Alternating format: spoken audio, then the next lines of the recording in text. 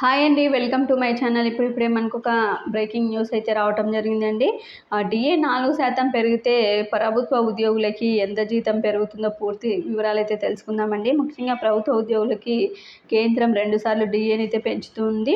అదేవిధంగా July DA పెంపు ప్రకటన అయితే త్వరలోనే ఉంటుందని అయితే అంటున్నారండి. ఆగస్టు లేదా సెప్టెంబర్లో నోటిఫికేషన్ వస్తుందని నిపుణులు అయితే అంచనా వేస్తున్నారు. ఇప్పటి వరకు అందుబాటులో ఉన్న ఏఐసిపిఐ డేటా ప్రకారం డిఎన్ఎస్ అలవెన్స్ 4% పెరిగే అవకాశం అయితే కనిపిస్తుందండి.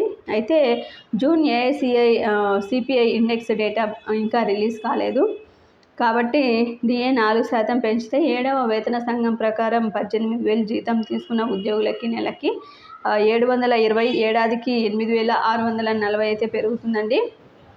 ఇక 20,000 బేసిక్ జీతం తీసుకుంటూ ఉన్న ఉద్యోగులకి నెలకు 800, ఏడాదికి 9,600 పెంపు అయితే ఉంటుంది.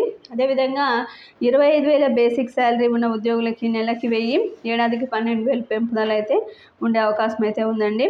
ఇక బేసిక్ శాలరీ 30,000 ఉంటే నెలకి 1,200, ఏడాదికి 14,400 బేసిక్ పే ఉంటుంది. అదేవిధంగా 40,000 బేసిక్ పే ఉంటే నెలవారీ ఇంక్రిమెంటు 16,100,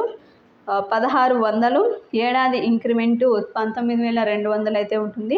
ఇక 50,000 బేసిక్ పే ఉంటే నెలకి 2,000, ఏడాదికి 24,000 అయితే ఇంక్రిమెంట్ అయితే ఉంటుందండి. 28,000, 60,000 కనుక బేసిక్ పే వచ్చినట్లయితే వారికి 2,400 నెలకి వార్షిక ఇంక్రిమెంటు 28,000 అయితే ఉండవచ్చండి. ఇంకా 70,000 బేసిక్ పే ఉంటే నెలకి 2,800, ఏడాదికి 33,600 అయితే రావటం జరుగుతుంది. అదేవిధంగా 90,000 బేసిక్ పే ఉన్న ఉద్యోగులకి 3,600, ఏడాదికి 43,200 రావటం జరుగుతుంది. 1,00,000 రూపాయలు కనుక నెలవారీ జీతం వచ్చినట్లయితే వారికి 4,000 నెలకి వార్షిక ఇంక్రిమెంట్ 48,000 అయితే ఉంటుందండి. అయితే బడ్జెట్లో కేంద్రం నిరాశపరిచినా కూడా డిఏ పెంపు రూపంలో గుడ్ న్యూస్ వస్తుందని అయితే భావిస్తున్నారు. డిఏ పెంపు అమలు జూలై 1వ తేదీ నుంచి అయితే ఉంటుందండి. మీకు వీడియో నచ్చినట్లయితే తప్పకుండా లైక్ చేయండి, షేర్ చేయండి. Thank you for watching.